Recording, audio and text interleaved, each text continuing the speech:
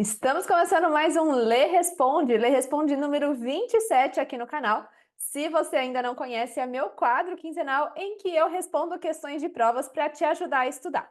Sempre eu pego questões de provas de residência em fisioterapia, provas de concursos, provas de título de especialista, e esse ano 2024 teve a prova de título de especialista para quem estava participando do CIFIR. A prova aconteceu durante o CIFIR e eu separei aqui duas questões para a gente discutir hoje. Bora revisar?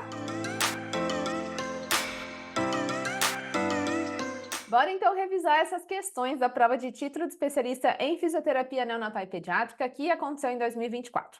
Primeira questão que eu separei aqui para vocês falava sobre anatomofisiologia. Então, bora lá.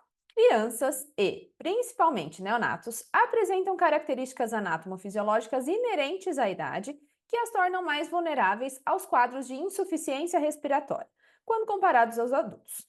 Qual das afirmativas está correta em relação às características das vias aéreas da população infantil? Então vamos analisar juntos as alternativas para a gente ver qual que estava correta. Eu sempre enfatizo bastante que conhecer anatomofisiologia é fundamental para a gente fazer todo o nosso raciocínio clínico pensando em técnicas de fisioterapia, em suporte ventilatório, oxigenoterapia, o que for. Então, a base é a fisiologia, a anatomia, e conhecer as particularidades de neonatos e crianças é fundamental quando a gente está falando de trabalhar com neoIPET.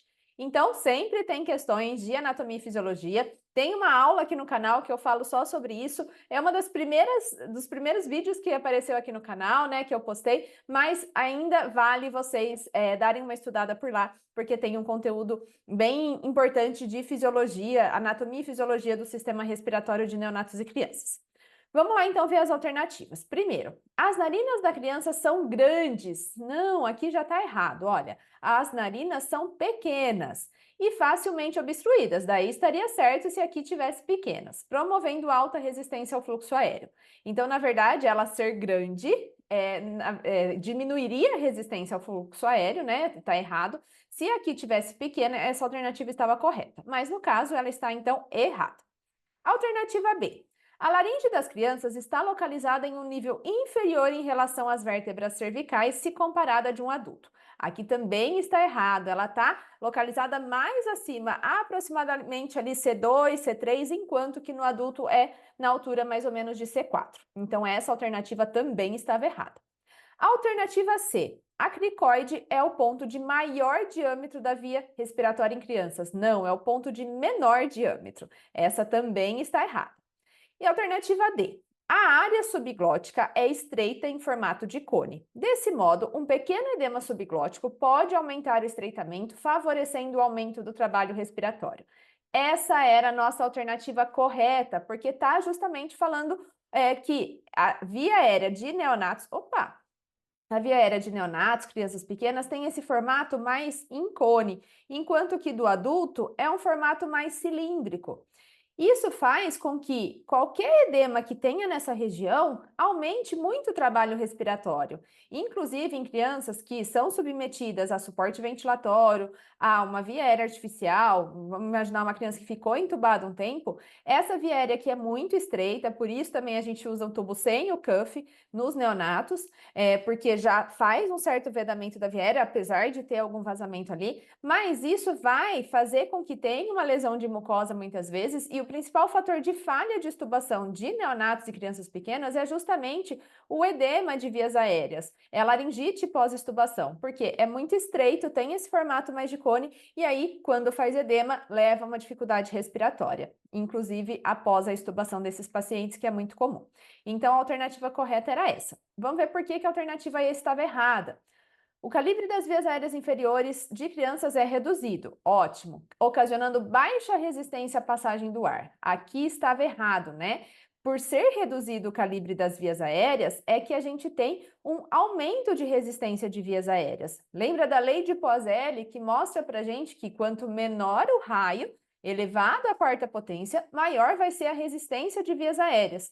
Então, por conta disso, quanto menor o raio, maior a resistência. Se as vias aéreas inferiores de crianças o calibre é reduzido, o raio é reduzido, isso significa que isso vai gerar uma maior resistência de vias aéreas, que é inclusive uma característica anatomofisiológica dessa população.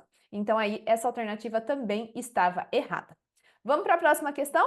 Nessa segunda questão que eu separei para vocês, fala sobre oxigenoterapia. Então, a descoberta do oxigênio foi relatada inicialmente por Joseph em 1774, quando, ao aquecer o óxido de mercúrio vermelho, obteve um gás incolor. Ao inalar esse gás, descreveu uma sensação de respirar mais suave. Daí ele conta aí uma historinha, né? Apesar de ser essencial para o tratamento de insuficiência respiratória aguda, e aqui começa a parte que interessa para a gente, o uso suplementar do oxigênio pode apresentar eventos adversos. Entre os riscos comuns da exposição ao oxigênio encontram-se exceto, e aqui é importante destacar esse exceto porque a gente vai buscar a alternativa que estava errada. Excitação da ventilação, na verdade, não, né? Então, aqui a gente já tinha a nossa alternativa correta por estar errada, né? A oxigenoterapia não tem como um efeito, um evento adverso, aumentar a ventilação. Agora, as outras estavam corretas, né? Realmente são eventos adversos associados à oxigenoterapia, que são a retinopatia da prematuridade. Nos neonatos, a gente tem que se preocupar muito com a oferta de oxigênio, porque é claro que para toda a população, para qualquer faixa etária, oxigênio é um medicamento que está associado a riscos, a eventos adversos, mas na população neonatal isso é ainda mais importante, em especial nos prematuros, porque os sistemas antioxidantes ainda são muito imaturos, né? Então a gente tem uma imaturidade daqueles sistemas que vão combater a formação de radicais livres e o oxigênio acaba fazendo muito mais estrago. Tem vários vídeos aqui no canal que eu falo sobre oxigenoterapia em neonatos. Sugiro assistir depois se você tiver interesse nesse tema, mas a retinopatia da prematuridade, então, realmente é um fator importante.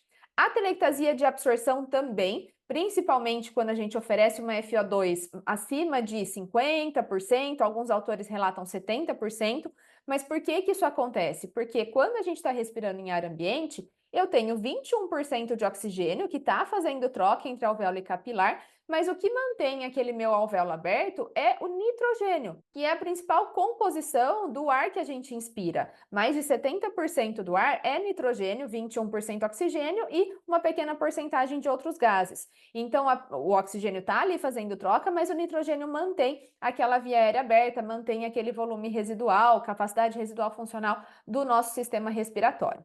Quando a gente está respirando uma concentração maior de oxigênio, isso significa que sobra pouco nitrogênio e acaba tendendo à atelectasia, tendendo ao colapso, porque esvazia mesmo aquele alvéolo, tá? Então, sempre que tiver uma FO2 acima de 70%, principalmente, a gente tem um risco grande de atelectasia de absorção. Inclusive, essa questão pode ter sido anulada porque tem aqui duas alternativas, né? A gente tem a atelectasia de absorção tanto na alternativa C como na alternativa E. Tinha duas alternativas, então é um viés, um motivo para que essa questão seja anulada. E por fim, aqui, a alternativa D estava correta, um evento adverso, por isso não era o nosso exceto, toxicidade por liberação de espécies reativas de oxigênio. Isso realmente acontece em qualquer faixa etária, como eu já mencionei, mas em especial nos neonatos e nos neonatos prematuros, a gente tem uma imaturidade dos mecanismos antioxidantes e por isso o oxigênio acaba fazendo muito mais estrago porque libera essas espécies reativas, certo? Então, eu espero que eu tenha te ajudado a responder essas questões de prova. Se você gostou do nosso vídeo, deixa aqui o seu like e eu vou deixar na sequência outros vídeos do nosso quadro Lê Responde para você poder estudar mais por essas questões. Eu te vejo na próxima. Até mais!